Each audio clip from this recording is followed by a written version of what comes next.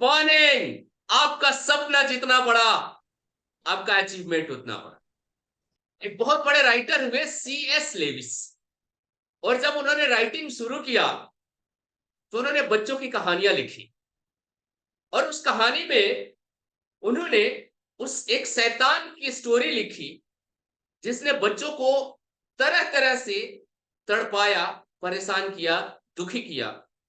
और ऐसी कहानियां उन्होंने कई सालों तक लिखी, और उन कहानियों को वो अपने हाथ से लिखते थे। और ऐसा करते करते करते करते कई सालों के अंदर वो बहुत फेमस हो गए, और उनकी कहानियां तगड़े तरीके से पढ़ी जाने लगी। और लोग बहुत प्रशंसा करते थे कि क्या कहानी लिखा है, क्या शैतान को बनाया है, क्या उसके दुख दर्द को एक्सप्लेन किया है, क्या बच्चों की तड़प को एक्सप्लेन किया, क्या राइटर है। बट जानते हैं राइटर के साथ क्या हुआ? राइटर जब कई सालों तक दुख भरी कहानियां लिखते रहे तो 4-5 साल बाद वो खुद ही डिप्रेशन में चले गए, क्योंकि जो कुछ वो लिख रहे थे उनके ऊपर उसका प्रभाव हर रोज पड़ रहा था।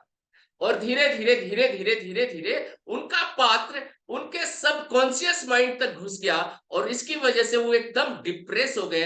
राइटिंग बंद हो गया, बेड पे आ गए, डॉक्टर्स को दिखाया, मरने की पोजीशन पे चले गए। और उनकी इतनी बुरी हालत हो गई कि उनको लग रहा था कि अब मैं जी नहीं पाऊंगा, ऐसी मैंने क्या गलती कर दी जिसकी वजह से मेरी ये बुरी हालत हो गई। जबकि वो बहुत बड़े फेमस राइटर हो चुके थे और बहुत सारे उनको पुरस्कार मिल चुके थे।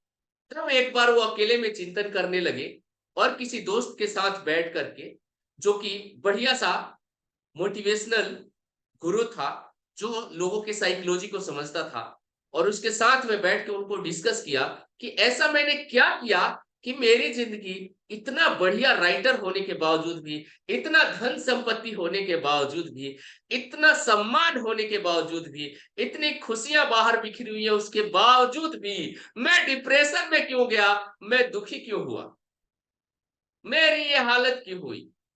तो फिर उस मित्र ने उनको बताया कि देखो, जब तुम लिखते हो तो केवल पेन और हाथ से नहीं लिखते, तुम अपने दिलो दिमाग, मन, आत्मा, शरीर, बुद्धि सब एक जगह मिला के लिखते। और इसकी वजह से जो कुछ भी लिखते हो उसका सबसे ज्यादा प्रभाव तुम्हारे ऊपर पड़ता। और इसकी वजह से तुमने इतनी शैतान की कहानियां लिखी है कि लोग एकदम डर जाते हैं। बच्चे उसको पढ़ते हुए एकदम डर जाते हैं, उनके अंदर सिहरन पैदा हो जाती है। जो भी उन कहानियों को पढ़ता है तो उनके अंदर डर का खौफ एकदम भयंकर रूप से पैदा हो जाता है। और वो खौफ तुम्हारे अंदर भी पैदा होकर तुम्हारी कोशिकाओं को, तुम्हारे अंग को, तुम्हारे अंदर की उत्साह को खत्म कर दिया। तो बोले अब मैं क्या करूं? बोले इसका एक ही उपाय है। इसका उपाय ये है, अब फिर से तुम वही काम करो जो तुम पहले करते थे, लेकिन उल्टा करो। बोले क्या मतलब है इसका? उन्होंने बोला कि देखो, तुमने बरसों शैतान के दुराचार की, शैतान के कष्टों की कहानियां तुमने लिखी है।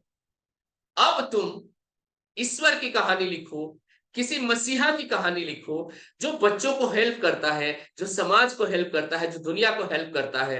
और उसके हेल्प करने के तरीके को लिखो, उससे लोगों की जिंदगी में आई हुई बेहतरी को लिखो, उससे जिन लोगों को जो हेल्प मिलता है उसका लिखो, जिससे लोग अपने गोल को अचीव कर रहे हैं और अपनी जिंदगी में उस कहानियों को पढ़ के खुशियां ला रहे हैं। और वो जो मसीहा है वो लोगों को किस किस तरीके से हेल्प करता है, और उसके हेल्प करने की वजह से लोगों को किस किस तरीके का फायदा होता है, वो सारी कहानियां अब तुम लिखना शुरू कर दो। लेविस ने उनकी बात को मान लिया, और फिर उन्होंने बड़ी सुंदर सुंदर कहानियां लिखी। और इन कहानियों में क्या होता था कि कैसे एक परेशान आदमी को एक बढ़िया सा देवदूत आता है, और वो देवदूत उसकी परेशानी को हर लेता है, उसको समझाता है कि तुम ईश्वर पुत्र हो, तुम्हारे अंदर सारी शक्तियां हैं, मैं तुम्हारा हेल्प करने के लिए तैयार हूं, जो सपने तुम चाहते हो वो पूरे हो सकते हैं। ये तरीका है सपने पूरे करने का, कड़ी मेहनत करो, अच्छे सपने देखो, विजुअलाइज करो, भगवान का नाम लो, पसीना बहाओ, माता पिता का आदर करो, ईश्वर का भक्त बनो, किसी चीज से डरने की जरूरत नहीं है, कोई शैतान इस दुनिया में ईश्वर से बड़ा नहीं है।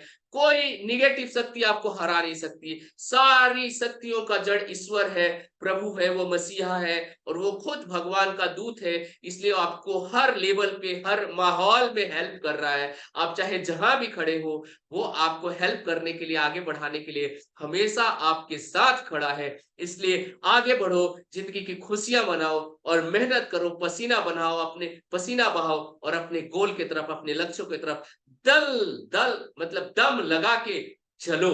अपने दुश्मनों को हरा दो, जो तुम्हारे अंदर बैठे हुए हैं, जो तुम्हारे अंदर डर बैठा है उसको हरा दो, तुम्हारे अंदर जो ईर्ष्या बैठी है उसको खत्म कर दो, तुम्हारे अंदर जो आत्मग्लानि बैठा है उसको उड़ा दो और तुम एक शेर बन जाओगे, तुम दुनिया के विजेता बन जाओगे। कभी भी खुद पे डाउट मत करो, तुम वो करो जो तुम बनना चाहते हो, तुम हमेशा वही सोचो जो तुम अपनी जिंदगी में खुद को देखना चाहते हो, वो सपने देखो जो तुम बनना चाहते हो, वो लिखो जो तुम करना चाहते हो, वही बोलो जो दूसरों से सुनना चाहते हो और तुम वो बनो जो तुम्हारा सपना है। और इस सपने में ईश्वर हमेशा तुम्हारे साथ है। वो मसीहा जिसकी कहानियां मैं आपको सुना रहा हूं, वो बार बार तुम्हें हमेशा हमेशा एवरी मोमेंट सुबह से शाम तक आपका हेल्प करने के लिए आपके चारों तरफ खड़ा है। वो अदृश्य रूप में हमेशा तुम्हारी सहायता करेगा। जब भी तुम काम करोगे, जब भी तुम आगे बढ़ोगे, तो वो हमेशा तुम्हारी सहायता के लिए आगे है। और ऐसी कहानियों की भरमार उन्होंने सीरीज लिखा और इतनी फेमस हुई लेविस जी की कहानियां कि जिसने भी पढ़ा उसका जिंदगी बदल गया।